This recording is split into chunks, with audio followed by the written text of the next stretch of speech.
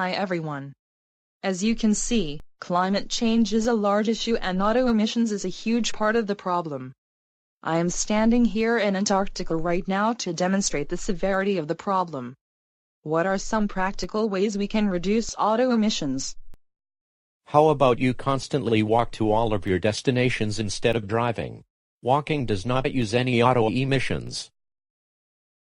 Absolutely not. There is no way I am walking. I am super lazy and live in the hilly San Fernando Valley. Please provide some practical solutions that don't require us to make drastic changes in our daily activities. I am the police officer assigned to this location. Stop arguing now or I will arrest you. I have a great idea. In Saudi Arabia, the largest oil company has produced prototypes for trucks and cars that capture emissions. The emissions are then dumped upon refueling.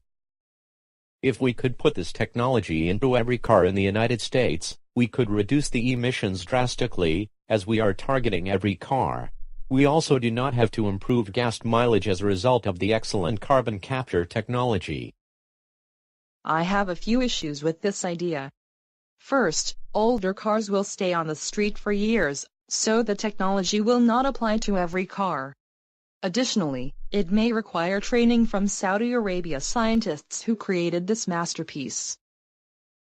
Lastly, how will we train our gas station owners and retrofit our gas stations to dispose of emissions, as it is currently unknown how this process works? I understand your point. We need something more practical. I believe we should bring up the old Obama fuel efficiency standards that Donald Trump took away from us. The overall goal of the program was to get the average MPG up to 54.5. This legislation would not only reduce oil consumption by 2 million barrels per day, but would reduce emissions by 6 billion metric tons. Lastly, struggling middle-class families would have seen $8,000 in fuel savings throughout the program until 2025, which is money that can be reinvested into the economy.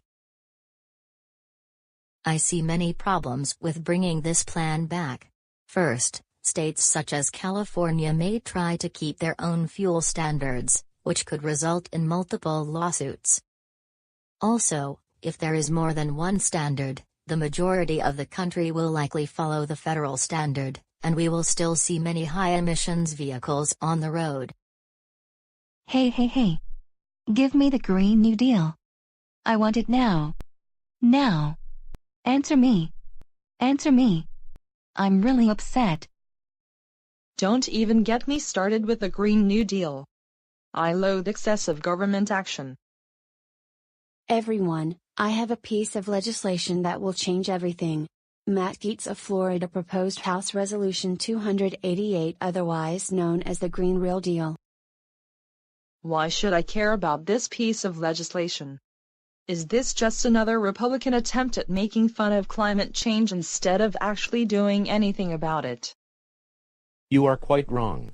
The Green Real Deal makes a few key points. It acknowledges that our electric vehicle sales have risen and mentions the Global Change Research Act of 1990, which recognizes the severity of climate change. Furthermore, the resolution encourages continued clean energy investments, the tracking of emissions, and to get rid of red tape that prevents clean energy technology from moving forward.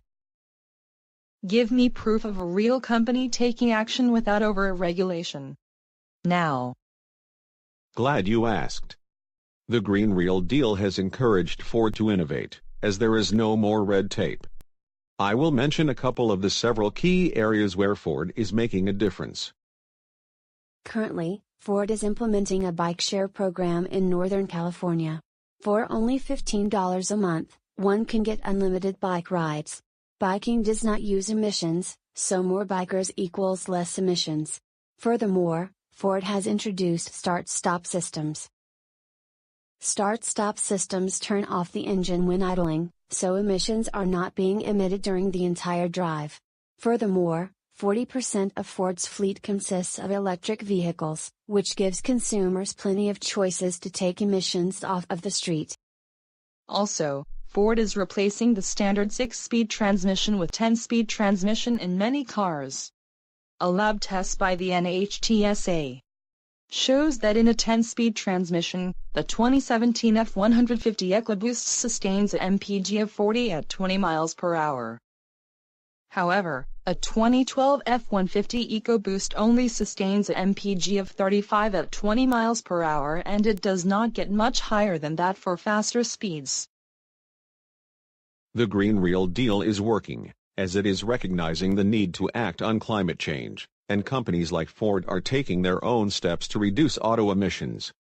Policy is not being dictated, so there are less likely to be lawsuits.